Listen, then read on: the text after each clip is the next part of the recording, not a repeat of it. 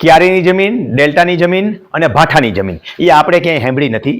આવી જમીનો દક્ષિણ ગુજરાતની અંદર જાજી છે. આ તમામ પ્રકારની જમીનો.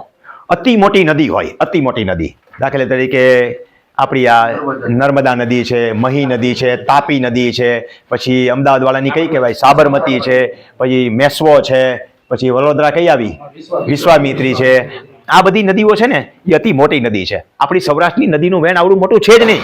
સૌરાષ્ટ્રમાં 250 કિલોમીટરે ગમે એ બાજુથી હાલવાનું ચાલુ કરો ને સીધે રસ્તે, ડોક્ટરે ક્યારે કીધું ને સીધું હાલ્યું જવાનું દરિયો આવે. સમજ્યા? 250 કિલોમીટર આવી જાય, ક્યાંક ક્યાંક 100 કિલોમીટર આવી જાય દરિયો. તો એવડી મોટી નદી બને નહીં, એટલે વેણ ન બદલાવી શકે.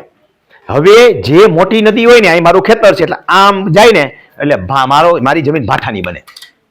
મારું અહીં ભાઠું કાપે અને સામે ભાઠું બનાવે.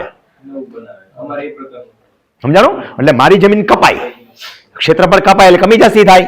કમી જાસ્તી થાય મને ટુકડા ધારો લાગુ પડે નહીં. ભાઠાની જમીનમાં તમારો વધારો થાય, ભાઠામાં ત્યાં વધે એટલે એક જણાને વધે, કુદરતી વધે. એ કોઈ પાસે માગી ન હોગે. ઓને જમીન એટલી વધે ને મારે જમીન એટલી ઘટે. સમય જતા હાથમાંનું પાણીઓ જ રહીએ. હા હા, ઘટવાનું ચાલ્યું. વેણ બદલે. વેણ છે એ કાપ હોય ને, કાપ એને ડેલ્ટા કહેવાય. તમે જે કીધું ને વચ્ચે ડેલ્ટા જામે. ડેલ્ટા જામે એટલે વેણ ઊંધું બદલે. ડેલ્ટાનો માલ ભરાવો થતો જાય અને નવો માલ બને. ઘણીવાર એ આખો ટાપુ જેવો બની જાય, ઘણીવાર આ બાજુ વાળા જોઈન્ટ થઈ જાય, તો એ જમીન એને મળે ડેલ્ટા વાળી. અતિ ફળદ્રુપ પ્રકારની જમીન કહેવાય. હવે વિષય પૂરો કરી લઈએ.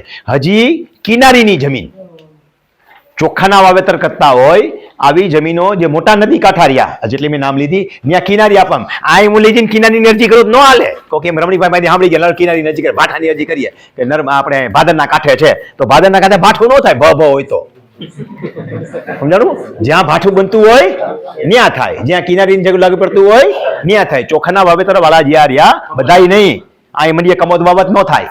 જ્યાં નદી કાંઠા વાળા એને કિનારીની જમીન બને, ભાઠાની ને ડેલ્ટાવાળી જમીન. બોલો હવે તમે.